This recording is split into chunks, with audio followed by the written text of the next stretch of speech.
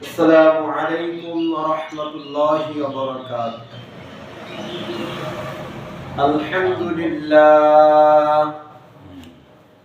الحمد لله نحمده ونستعينه ونستغفره ونعوذ بالله من شرور أنفسنا ومن سيئات أعمالنا من يهده الله فلا مضل له ومن يضلله فلا هادي له ونشهد أن لا إله إلا الله وحده لا شريك له ونشهد أن سيدنا ومولانا محمدا عبده ورسوله. أما بعد فأعوذ بالله من الشيطان الرجيم. بسم الله الرحمن الرحيم. وتوبوا إلى الله جميعا أيها المؤمنون لعلكم تفلحون. وقال النبي صلى الله عليه وسلم عن أبي هريرة رضي الله عنه قال قال رسول الله صلى الله عليه وسلم من تاب قبل أن تطلع الشمس من مغربها تاب الله عليه أو كما عليه الصلاة والسلام. وقال النبي صلى الله عليه وسلم قال إن الله عز وجل يقبل توبة العبد ما لم يغرغر أو كما عليه الصلاة والسلام. الحمد لله. আল্লাহ তাআলার দরবারে লাখ কোটি শুকরিয়া যে আল্লাহ তাআলা আমাদেরকে অতি মায়া করে মুহাব্বত করে আল্লাহর ঘর মসজিদের মধ্যে আসার বসার তৌফিক দান করেছেন। সেজন্য সকলেই অন্তরের অন্তরস্থল থেকে শুকরিয়া জ্ঞাপন করি, সকলে বলি আলহামদুলিল্লাহ। দরুদ ও সালাম প্রেরণ করে বিশ্ব নবীর দরবারে যিনি ছিলেন রাহমাতাল লিল আলামিন, হাবিবে কিবরিয়া, হুরে মদিনা, যিনি মদিনার মধ্যে সবুজ গম্বুজের নিচে শায়িত আছেন, সেই হাবিবের শানে দরুদ প্রেরণ করি, সকলে বলি সাল্লাল্লাহু আলাইহি ওয়াসাল্লাম। সম্মানিত উপস্থিতি, আজকের আলোচ্য বিষয় হচ্ছে তাওবা। খুতবার মধ্যে যেহেতু রমজান মাস আসতেছে, সেজন্য তাওবার আলোচনা খুতবার মধ্যে নিয়ে আসছেন। আমি আল্লাহ তাআলার বাণী আল কোরআন থেকে একটি আয়াত, নবী করিম সাল্লাল্লাহু আলাইহি সাল্লামের অসংখ্য বাণী থেকে দুইটি হাদিস তেলাওয়াত করেছি। আল্লাহ তাআলা তৌফিক দান করলে সংক্ষিপ্ত সময়ে তাওবার গুরুত্ব, তাওবা কিভাবে করতে হয়, তাওবা করার ফজিলত কি, সেই সম্পর্কে আলোচনা করব ইনশাআল্লাহ। সর্বপ্রথম আল্লাহ সুবহানাহু ওয়া তাআলা নিজেই আমাদেরকে, বান্দাদেরকে তাওবা করার জন্য নির্দেশ দিয়েছেন। সুবহানাল্লাহ। আল্লাহ তাআলা নিজেই বলেন ওয়াতুবু ইলাল্লাহি জামিআন আইয়ুহাল মুমিনুনা লাআল্লাকুম তুফলিহুন। হে ঈমানদারগণ, তোমরা সকলে আল্লাহ তাআলার কাছে তাওবা করো, লাআল্লাকুম তুফলিহুন, যাতে তোমরা সফলকাম হতে পারো। সুবহানাল্লাহ। এই কথা আল্লাহ তাআলা নিজেই বলতেছেন বান্দাদেরকে, তোমরা তাওবা করো। তাওবা করলে কি হবে? লাআল্লাকুম তুফলিহুন, তোমরা সফলকাম হতে পারবে, সফলতা অর্জন করতে পারবে। অন্য আয়াতে আল্লাহ সুবহানাহু ওয়া তাআলা বলেন ওয়া আনিস্তাগফিরু রাব্বাকুম সুম্মা তুবু ইলাল্লাহ সুম্মা তুবু ইলাইহি ওয়া আনিস্তাগফিরু রাব্বাকুম সুম্মা তুবু ইলাইহি। আল্লাহ তাআলা এই আয়াতের মধ্যে বলতেছেন তোমরা নিজেদের প্রতিপালকের নিকট পাপের জন্য ক্ষমা প্রার্থনা করো, সুম্মা তুবু ইলাইহি, অতঃপর তার কাছে অর্থাৎ আল্লাহ তাআলার কাছে তাওবা করো। আর হাদিসের মধ্যে নবী করিম সাল্লাল্লাহু আলাইহি সাল্লাম বলেন যে মানুষের তাওবা ওই সময় পর্যন্ত কবুল করা হয়। আমরা যে তাওবা করব এই তাওবাটা কতদিন পর্যন্ত আমাদের গ্রহণযোগ্য হবে? এক হাদিসের মধ্যে নবী করিম সাল্লাল্লাহু আলাইহি ওয়াসাল্লাম বলেন মান তাবা ক্বাবলা আন তাতলু আশ-শামসু মিন মাগরিবিহা তাবাল্লাহু আলাইহি। হযরত আবু হুরায়রা রাদিয়াল্লাহু আনহু থেকে বর্ণিত হাদিসটি। নবী করিম সাল্লাল্লাহু আলাইহি ওয়াসাল্লাম বলেন যে পশ্চিম দিকে, এখন সূর্য ওঠে কোন দিকে বাবাজিরা? সূর্য ওঠে পূর্ব দিকে। আল্লাহ রাসূল বলতেছেন যেদিন পশ্চিম দিকে সূর্য উঠবে সেই দিনের আগ পর্যন্ত তোমাদের তাওবা কবুল করা হবে, সুবহানাল্লাহ।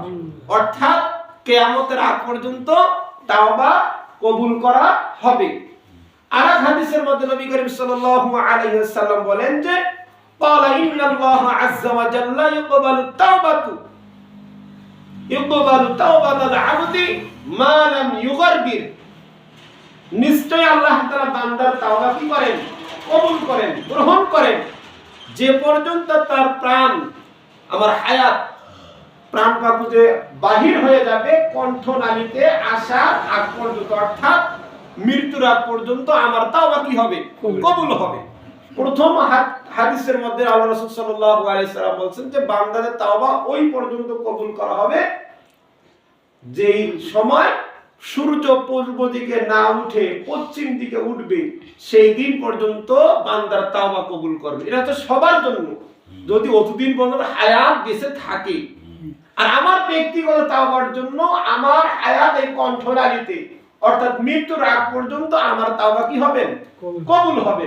ইহার পরে আর কি হবে না? তাওবা কবুল হবে না।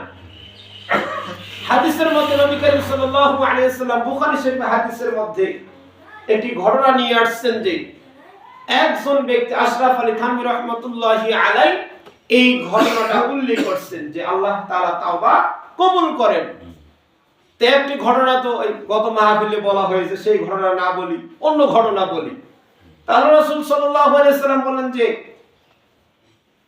এক ব্যক্তি, এক নয় দুই নয় 99 জন ব্যক্তিকে কি করছেন? হত্যা করছেন। হত্যা করার পরে তার চিন্তা হলো, ভাবনা হলো, আমি এক দুইটি অন্যায় করি নাই, সাধারণ সুদ ঘুষ এগুলো তো নরমাল, সেই হিসাবে একজন ব্যক্তিকে হত্যা করা মানে কি? এরকম ভাবে এক নয় দুই নয় 99 জন ব্যক্তিকে কি করছেন? হত্যা করছেন, খুন করছেন। খুন করার পরে, হত্যা করার পরে তার অন্তরের মধ্যে তাওবা করার জন্য, ইস্তিগফার পাঠ করার জন্য আল্লাহ তাআলার দরবারে যাইতে হবে, মরতে হবে, এই চিন্তা ভাবনা করে যে আমার কিছু একদিন হবে, সেজন্য দুনিয়াতে থাকা অবস্থায় আমাকে তাওবা করা দরকার, ভালো হওয়া দরকার, সংশোধন হওয়া দরকার। এই চিন্তা ভাবনা করে এই ব্যক্তি দিশাহারা হয়ে গেছেন যে হায় আমি কোথায় গেলে আমি তাওবা করতে পারবো। একজন ভালো লোকের কাছে তো কি করতে হবে? যাইতে হবে। তার কাছে গিয়ে তার হাতের মধ্যে হাত রেখে সুপর্দ করে নিজের সমস্ত পাপগুলোকে কি করতে, মোচন করার জন্য মাধ্যম তো লাগবে। সেই ব্যক্তি কি করছেন? সেই এলাকার মধ্যে একজন পাদ্রী ছিলেন। পাদ্রীর সেই ধর্মের মধ্যে যারা জ্ঞানী, তাদের আমাদের এই লাইনে আলেম বলা হয়, হাফিজ বলা হয়, ওদেরকে পাদ্রী বলা হয়। এই লোক সেই পাদ্রীর কাছে গেছেন, যা বলছেন যে পাদ্রী সাহেব আমার এই ঘটনা যে আমি এক নয় দুই নয় 99 জন ব্যক্তিকে আমি কি করছি? হত্যা করছি, খুন করছি। আমার এখন কি অবস্থা হবে, আমার কি উপায় হবে? আমি এখন সংশোধন হতে চাই, ভালো হতে চাই। সেই পাদ্রী দিশা না পেয়ে বলছেন যে তুমি এর একজন দুইজন নয় 99 জন ব্যক্তিকে হত্যা করছো, তোমার তো কোনো রাস্তার খোলা নেই। তাকে হতাশার মধ্যে ফেলে দিয়েছে যে না, তোমার দ্বারা কি নয়, সম্ভব নয়, এরকম কথা বলছেন। সেই ব্যক্তি চিন্তা করলো যে আমি তো 99 জন ব্যক্তিকে হত্যা করেই ফেলছি, তা আমার উত্তম হবে এখন সে ভালো হবে এই পাদ্রীকে হত্যা করা। নাউজুবিল্লাহ। সেই ব্যক্তি 99 জনকে হত্যা করার পরে আবারও পাদ্রীকে কি করলো? হত্যা করলো। হত্যা করে 100-র মধ্যে সে কি করলো? পৌঁছে গেল। হত্যা তো হয়ে গেল, পাদ্রী তো শেষ হয়ে গেল, কিন্তু আমার মনের জ্বালা তো কি হলো না? শেষ হলো না। আমার অন্তরে তো জ্বালা যে আমি ভালো হব, সংশোধন হব, এই যে আমি এত খুন করছি এর ভালো কিভাবে হওয়া যায়, তার অন্তরের মধ্যে আরো জ্বালা পোড়া সৃষ্টি হয়ে গেছে। মুসলমান বাবাজিরা আমার, সেই পাদ্রীকে খুন করার পরে সেই ব্যক্তি চিন্তা করলো আমাকে ভালো হওয়া দরকার, সংশোধন হওয়া দরকার। এই চিন্তা ভাবনা করে তিনি একজন আল্লাহওয়ালা ব্যক্তির নিকটে গেলেন। যাওয়ার পরে বলতেছেন, হুজুর আমি তো এরকম ঘটনা 1 নয় 2 নয় 99 জন ব্যক্তিকে হত্যা করেছি, খুন করেছি। আবার পাদ্রীর কাছে গিয়েছি, পাদ্রী আমাকে হতাশার মধ্যে ফেলিয়ে দিয়েছে, এজন্য আমি পাদ্রীকে হত্যা করে 100 জন ব্যক্তিকে হত্যা করেছি। তখন সেই আল্লাহওয়ালা ব্যক্তি বলতেছেন যে ঠিক আছে, আগে তুমি কি করো? তাওবা করো, আল্লাহ তাআলার কাছে তাওবা করো। আল্লাহ তাআলা অন্য আয়াতের মধ্যে বলেন, ইয়া আইয়ুহাল্লাযীনা আমানু তুবু ইলাল্লাহি তাওবাতান নাসুহা। আল্লাহ তাআলা অন্য জায়গার মধ্যে বলেন, হে ঈমানদারগণ, তোমরা আল্লাহ তাআলার নিকট তাওবা করো, বিশুদ্ধ তাওবা, খাঁটি তাওবা, একবারে ভালো তাওবা করো। তো মুসলমান বাবাজিরা আমার, এই ব্যক্তি সে আল্লাহু আল্লাহর পরামর্শ নিয়ে তাওবা করলেন, বলেন সুবহানাল্লাহ। সেই ব্যক্তি কি করলেন? তাওবা করলেন। তাওবা করে বলতেছেন যে ভাই আপনি তো তাওবা করলেন, ওই অমুক অঞ্চলের মধ্যে আল্লাহু আল্লাহ বেশি আছে, ভালো ব্যক্তি বেশি আছে, সেই এলাকার মধ্যে গিয়ে আমি বসবাস করেন। সেই ব্যক্তি কি করলো? সেই আল্লাহু আল্লাহ ব্যক্তির কাছে তাওবা করে ওই অন্য অঞ্চলে যাওয়ার জন্য রওনা দিয়েছেন। তার অন্তরের মধ্যে তো চাহাত আমি কিভাবে ভালো হব, সংশোধন হব। সে আর বাড়ির দিকে না গিয়ে তার ওই যে এলাকার মধ্যে দেখিয়ে দিয়েছেন, বস্তি দেখিয়ে দিয়েছেন, সেই বস্তির দিকে সেই ব্যক্তি রওনা দিয়েছেন। হাদিসের মধ্যে আসছেন যে আল্লাহ তাআলা সেই ব্যক্তির জান ওই বস্তির মধ্যে, এলাকার মধ্যে যাওয়ার আগেই তার প্রাণ পাখি বাহির হয়ে গেছে, অর্থাৎ সে মারা গেছে।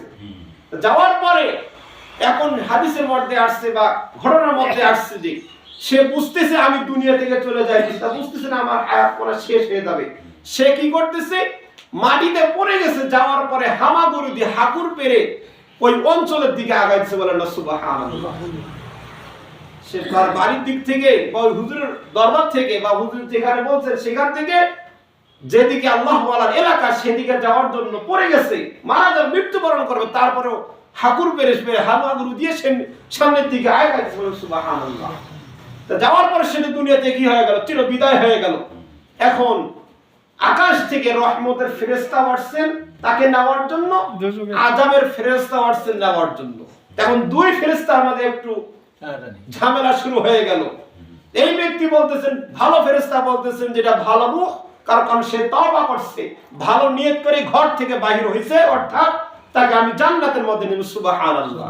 আর আযাবের ফেরেশতা বলতেছে যে না, সে যে তাওবা করছে, আল্লাহ তাআলার পক্ষ থেকে এখনো ঘোষণা আসে নাই যে এই ব্যক্তি কি জান্নাতি বা তার তাওবা কবুল করা হয়েছে, এখনো ডিক্লেয়ার আসে নাই, এজন্য সে জাহান্নামী, সে মারা গেছে, কারণ সে এখনো ভালো এলাকার লোকদের বস্তির মধ্যে এখনো পৌঁছে নাই।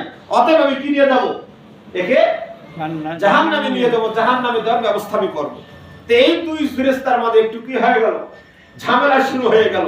আল্লাহ সুবহানাহু ওয়া তাআলা সেই দুই ফেরেশতার ঝামেলা সমাধান করে দিলেন যে তোমরা মেপে দেখো কোন পাশে বেশি, কোন যে এলাকার মধ্যে বস্তির মধ্যে যাওয়ার কথা, আল্লাহ ওয়ালার স্থানের মধ্যে যাওয়ার কথা, সেই দিকে জায়গা বেশি না যেখান থেকে রওনা দিয়েছে সেই দিকে জায়গা বেশি, বল সুবহানাল্লাহ। পরে দেখা গেল যে যেখান থেকে রওনা দিয়েছে সেই জায়গাটা বেশি, অর্থাৎ আল্লাহ ওয়ালা জায়গা একটু কম। সেই হিসেবে রহমতের ফেরেশতা তাকে নিয়ে গিয়ে জান্নাতের মধ্যে নিয়ে যাবে। সুবহানাল্লাহ। দেখেন আমরা কি এর চাইতে বেশি গুনাহ করছি? একজনকে খুন করছি, ওর সন্তানকে আমরা খুন করছি, সে এক নয় দুই নয় 99 জনকে হত্যা করার পরেও, আবারও পাদ্রীকে হত্যা করার পরেও আল্লাহ তাআলার কাছে খাঁটি ভাবে বিশুদ্ধ তাওবা করছেন। আল্লাহ তাআলা এই ওসিলায় তার রূহটা জান্নাতের ফেরেশতা নিয়ে গিয়ে তাকে জান্নাতের মধ্যে আল্লাহ তাআলা দেবে। সুবহানাল্লাহ। এজন্য বাবাজিরা রমজান মাস আসতেছে, খুতবার মধ্যে আসছেন যে কি করার জন্য? তাওবার আলোচনা করার জন্য লিখে রাখছেন। সেজন্য আমরা বিশুদ্ধ তাওবা করি। আর তাওবা করার জন্য রিয়াজুস সালিহিনের মধ্যে 3টি শর্ত দিয়েছেন। শুধু মনে মনে বললে মুরগির মতো তাওবা আছে না? মুরগি কিন্তু ওই পায়খানা খায়, খাওয়ার পর আবার আসি উঠার মধ্যে আসিয়া তার মুখ দিয়ে ঠোঁট দিয়ে কি করে বালুর মধ্যে ঘষটা, আর মনে মনে বলে আর জীবনে কি খাবো না, পায়খানা খাবো না, আবর্জনা খাবো না। আবার যখন খিদা লাগে খাওয়ার সময় হয়, আবারও সেই ময়লা আবর্জনা গিয়ে খায়, আবার টয়লেট খায়, অন্য খারাপ কিছু খায়। ওইরকম ভাবে তাওবা করলে আমাদের হবে না। আল্লাহ তাআলা বলেন তাওবাতুন নাসুহা, বিশুদ্ধ তাওবা করতে হবে। সম্মানিত উপস্থিতি, তাওবা করার জন্য 4টি শর্ত, 3টি শর্ত রিয়াদুস সালিহিনের মধ্যে ইমাম নববী রাহমাতুল্লাহি আলাইহি বলছেন যে 1 নম্বরে যেই পাপটি আমি করছি এটা সম্পূর্ণরূপে বর্জন করতে হবে। আমি যে কোনো পাপ, সংক্ষিপ্তভাবে বলতে সময় কম, আমি যে কোনো পাপ করি না কেন সেই পাপ আমি জীবনে করব না, এটা কি করতে হবে? সম্পূর্ণরূপে আমাকে বর্জন করতে হবে। 2 নম্বর হলো পাপে যে আমি কি করছি, লিপ্ত হয়েছিলাম, পাপটা করছি, সেজন্য অন্তরের মধ্যে খুবই লজ্জিত হতে হবে, অনুতপ্ত হতে হবে যে আমার দ্বারা এই কাজটা হয়ে গেল, আমার দ্বারা এই অন্যায় কাজটা হয়ে গেল। এরকম অন্তরের মধ্যে অনুতপ্ত হতে হবে, লজ্জিত হতে হবে। 3 নম্বর শর্ত হলো এই কাজ দ্বিতীয়বার আর জীবনে করব না, এটা ভালোভাবে দৃঢ়ভাবে অন্তরের মধ্যে সংকল্প করতে হবে, পরিকল্পনা করতে হবে, না আমার জীবন গেলেও এই সমস্ত অন্যায়ের কাজ আমি সামনের দিকে করব না ইনশাআল্লাহ। আর 4 নম্বর হলো যদি মানুষের হক আমরা মেরে খেয়ে থাকি, এটা কিন্তু তাওবার দ্বারা কি হবে না, কবুল হবে না। সেই হকদারের হক আমাদেরকে বুঝিয়ে দিতে হবে। এখন সংক্ষিপ্তভাবে বলবো, আপনারা বিভিন্ন কোয়ালিটি ভাবে হক মেরে আমরা খেয়ে থাকি বা খেয়ে আসি, যদি তাদের হক সঠিকভাবে কি করা লাগবে, বুঝিয়ে দেওয়া লাগবে। এটা হলো 4 নম্বর শর্ত। আল্লাহ তাআলা আমাদেরকে খাঁটি ভাবে তাওবা করার তৌফিক দান করুন। আবার সংক্ষিপ্ত বলতেছি, 1 নম্বর হলো পাপ সম্পূর্ণরূপে বর্জন করতে হবে। 2 নম্বর হলো পাপে লিপ্ত হওয়ার জন্য অনুতপ্ত ও লজ্জিত হতে হবে। 3 নম্বর হলো এই পাপ আগামীতে দ্বিতীয়বার করব না, এই দৃঢ় সংকল্প পরিকল্পনা করতে হবে।